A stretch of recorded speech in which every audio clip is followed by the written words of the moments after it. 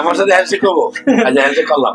কোনো জানিয়েছেন এটা হ্যান্ডশেকের ভিতরে কি দেখি? এটা আপনার জন্য পাঞ্জাবি ওই জায়গায় আমি দেখালো ওই জায়গায় দিতাম। মানে কোথায় না?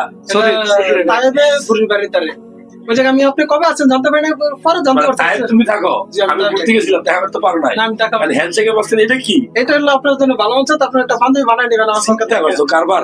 ডাক্তারের চেম্বারে ভিজিট দিতে মানুষ কার্বন ফিল করে, আমি ওই সে জায়গায় দিতে ভিজিট পারি দিয়ে নাই। আইসা, এটা তো ঠিক না। এটা আমার পক্ষে, এটা আমি কোনো হ্যাঁ, এটা ঠিক আছে, আপনার দিদি অবশ্যই একজন যদি আপনাকে ভালোবেসে এটা এটা তো তো অবশ্যই ভালোবাসি, আপনার আমি জন্য কোনো ঘুষ দিতাছি না ভালো আপনাকে।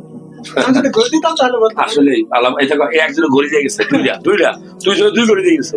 আমি ওই জায়গায় দেখা খাবার রান্না করে নিয়ে যাচ্ছে সিলেট থেকে একজনে, এই যে কতগুলা মিষ্টি দিয়ে গেছে, দাও মিষ্টি দাও, কত মিষ্টি দিয়ে গেছে আজকে, আজকে মিষ্টি সব।